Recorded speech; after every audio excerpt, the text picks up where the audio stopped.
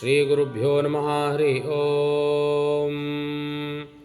हिरण्यवर्णां हरिणीं सुवर्णरजतश्रजां चन्द्रां हिरण्मयीं लक्ष्मीं जातवेदो महावः। तां महावः जातवेदो लक्ष्मीमनुपगामिनीं यस्यां हिरण्यं विन्देयं गामश्वं पुरुषानहम्। अश्वपूर्वामृतमध्यां हस्तिनादप्रबोधिनीं श्रियं देवीमुपः परे श्रीर्मा देवी जुषतां कां सोऽस्मितां हिरण्यप्राकारामार्द्राञ्ज्वलन्तीं तृप्तां तर्पयन्तीं पद्मे स्थितां पद्मवर्णां तामिहोपः परे श्रियं चन्द्रां प्रभासां यशसा ज्वलन्तीं श्रियं लोके देवजुष्टामुदारां तां पद्मिनीभीं शरणमहं प्रपद्ये। अलक्ष्मीर्मे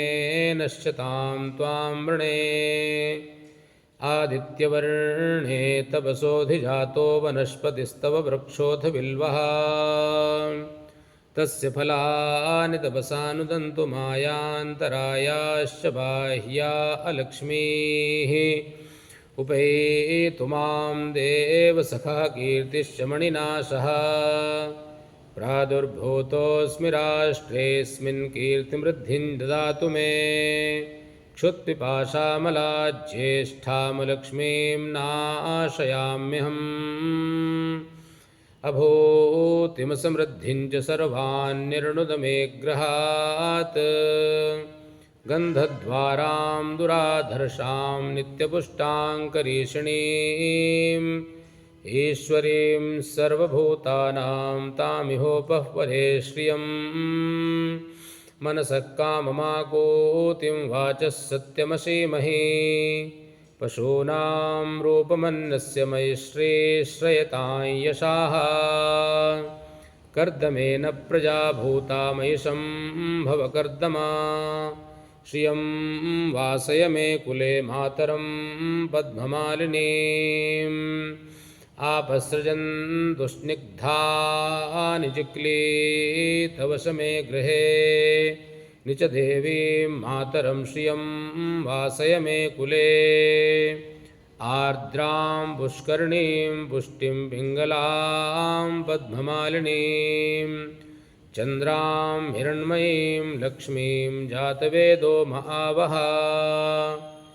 आर्द्रां यः करणीं यष्टिं सुवर्णां हेममालिनीं सूर्यां हिरण्मयीं लक्ष्मीं जातवेदो महावः तां महावः जातवेदो लक्ष्मीमनुपगामिनीं यस्यां हिरण्यं प्रभूतं दास्योश्वान् विन्देयं पुरुषानहम् यश्चुचिप्रेतो भूत्वा जुहुयादाज्यमन्वहम् सूक्तं पञ्चदशरचं च श्रीकामस्य सततं जपेत् पद्मानने पद्मविपद्मपत्रे पद्मप्रिये पद्मदलायताक्षी विश्वप्रिये विष्णुमनोनुकूले त्वत्पादपद्मं मयि सन्निधत्स्व पद्मानने पद्मऊरु पद्माक्षि पद्मशम्भवे तन्मे भजसि पद्माक्ष्येन सौख्यं लभाम्यहम् अश्वदायि गोदायि धनदायि महाधने धनं मे जुषतां देवि सर्वकामांश्च देहि मे पुत्रपौत्रधनं धान्यं हस्तेष्वाश्वतरीरथं प्रजानां भवसि माता आयुष्मन्तं करोतु मे धनमग्निर्धनं वायुर्धनं सूर्यो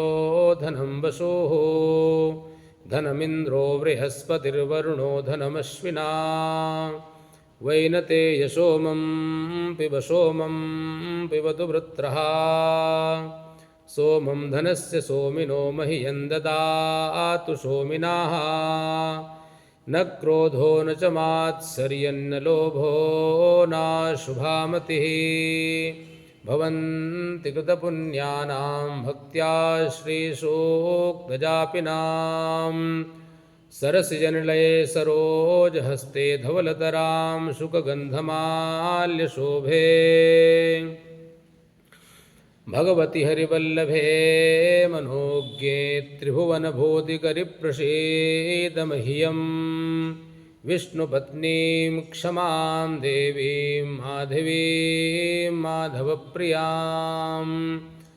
लक्ष्मीं प्रियसखीं भूमिं नमाम्यच्युतवल्लभां महालक्ष्मी च विद्महे विष्णुपत्नी च धीमहि तन्नो लक्ष्मीः प्रचोदयात् आनन्दः कर्दमश्रीदश्चिक्लीत इति विश्रुताः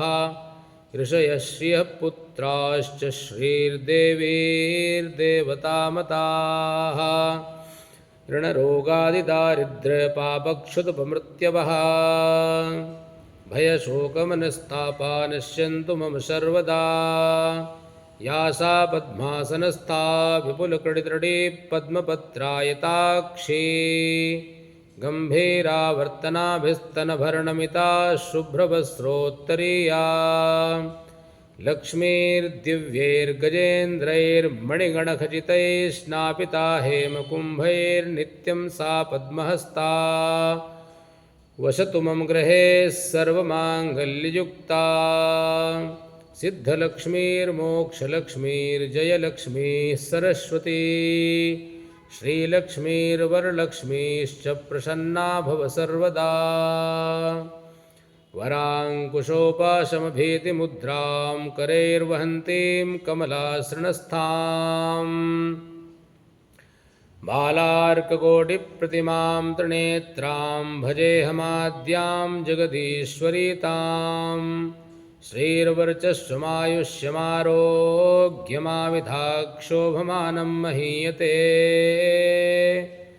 धनं धान्यं पशुं बहुपुत्रलाभं शतसंवत्सरं दीर्घमायुः ॐ सक्तुमिव तित उना पुनन्तो यत्र धीरा मनसा वाचमकृता अत्रासखाय सख्यानि जानते भद्रैषां लक्ष्मीर्निहिताधिवाची श्रीमहालक्ष्म्यै नमः।